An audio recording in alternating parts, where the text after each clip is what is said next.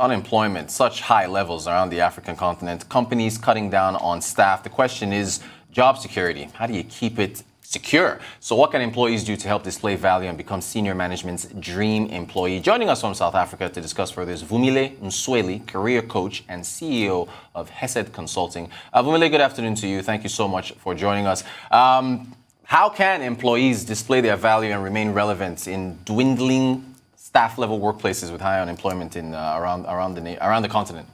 Good afternoon, everybody. I think the massive focus on revenue. How can we ensure that we are gathering revenue whilst reducing some of our costs?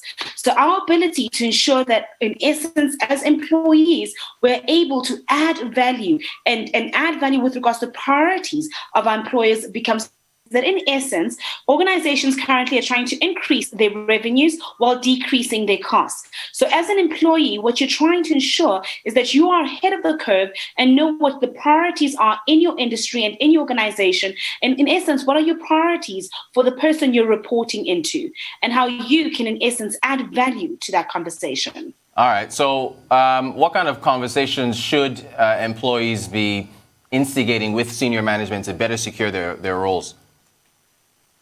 The first is asking them exactly that. What is your top priority at the moment? What do you think I could be doing, in essence, to execute that you are able to meet these priorities? And then what do you need me to do in order to put in a little bit more effort to help you in achieving this? And a basic question that all employees should always be asking, is there anything I need to know so I can perform better in my existing role? All right. Now, with COVID-19, the less revenue, you've talked about raising revenues that organizations need to better utilize their resources. How does that impact human capital? So how that impacts human capital is that human capital now has to really diversify their skill set. If before you were focusing on doing only one role, that is not going to sustain you in the future. You have to become multi-skilled. So I'll use the example of human resources, for example. So if you were an expert in learning and development, you might want to multi-skill yourself also into being able to manage talent and acquire talent. If you're in the IT space, for example, and you only have focused on the customer relationship management system, you are also now wanting to say, wait a minute, what also happens in the back end? How can I add and contribute my skills currently in order for my employer to have more diverse access to what I can contribute whilst keeping their costs low?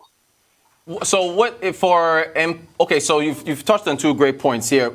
And speaking of priorities, which would the employee prioritize first? Would it be a diversification of the skill set or having those important conversations with senior management in terms of priorities, which can be a guide to diversifying their skill set? Which one comes first?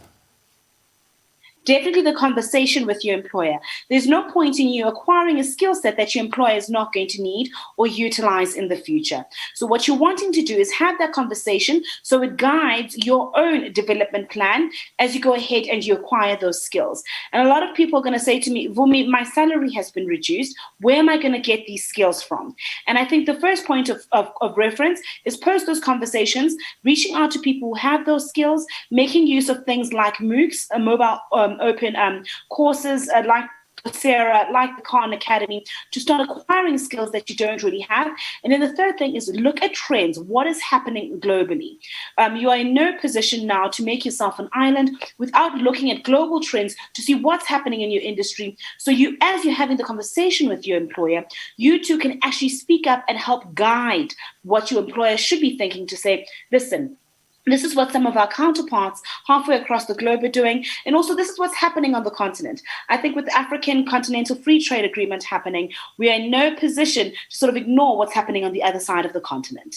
Thank you for that. Speaking of trends, I mean, where you are, I guess South African inflation is coming out tomorrow and a few more data points. But how do you see your job market and where you are right now? With the third wave coming, we anticipate, in essence, that inflation is going to continue to rise. We're expecting even more job losses than we currently have. The third wave is shocking our economy, and it's really, really putting pressure with regards to trade. With things like even in the liquor industries being reduced to only four days a week, that has a massive impact on smaller business owners who own things like taverns. So even with larger corporations, we're seeing them really trim down, and we anticipate with the third wave that things aren't necessarily going to be as optimistic as we'd initially hoped. All right. Well, thank you. That's very honest and realistic assessment of the situation. So with that in mind, with the economic realities being what they are, and same here in Nigeria, 33% unemployment, double-digit inflation, income squeeze, businesses getting by as they can. Does the advice that you're putting forward, does that help, can that have an impact considering the reality of things getting a little tougher? Definitely. If you're able to articulate the value in your organization, if you're able to ensure, like I mentioned before, that you're increasing the potential revenue, that you're aiding in business development, even in these tough times, it is going to be very, very difficult for an employer to get rid of you. In adding the value in your organization, articulating it well, really showing that you can walk with the organization from taking them from just good to great and creating stability within that organization. It's my job as your career coach is to really help ensure that your job is safe during that time. Of course, there are going to be job losses. Of course, there are going to be challenges coming up. But the more value you can bring, the more revenue you can help generate, then for me, I think you're really helping to secure your own job, even though there's massive unemployment throughout the continent. Thank you, Vumile. What do you make of performance reviews? Earlier in our early segment, we talked about ExxonMobil using performance reviews to try to reduce headcount by about 5 to 10% over the next, I think, 3 to 5 years or so. Are they keeping up with skill sets? And, what's your take on performance reviews and how effective they are in, evaluating employee performance? So what we're finding is I feel like currently employee performance reviews are happening too infrequently. We're having them annually, if not biannually, and that's that. The way the economy is shifting and how businesses are responding is not twice a year. If we did, we'd be out of business. I think performance reviews need to start reflecting what's happening on the ground. So for me, they should be happening on a minimum quarterly basis, preferably on a monthly basis. Our priorities, how we're moving, how we're engaging is constantly shifting, and performance has to reflect that. What was a priority 6 months ago is no longer a priority right now. What was a stable revenue generation is no longer that for us now. So to align with what's happening on the ground, performance reviews really need to be updated. And I think we also have to be cognizant of the fact that performance reviews are always at a best case scenario. They're not always necessarily reflecting, the worst case scenario. And of course, we've got the normal, these are your goals and these are your stretch goals, with employers expecting people to hit their stretch goals without them necessarily having the capability to support the employees in ensuring that this is going to be executed. So I really think that those conversations need to be engaged a lot more frequently. Great stuff. We've got about a minute to go. Okay, actually less than 30 seconds. How do you see the year playing out as far as the employment picture is concerned? We're halfway through the year. What's your outlook?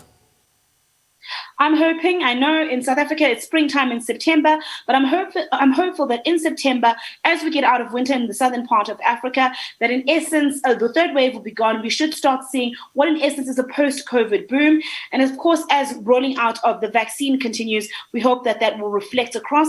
And of course, with the African Free Trade Agreement on its way, I'm hoping for more intertrade that will help drive employment in a very different way. And I expect all of us to start speaking up in our engagements and ensuring that we are able to add value to our current employers. All right. And on an optimistic note, Vumile Msweli, CEO of Hesed Consulting, career coach, thank you so much for talking to us about how to improve value in the workplace. You take care.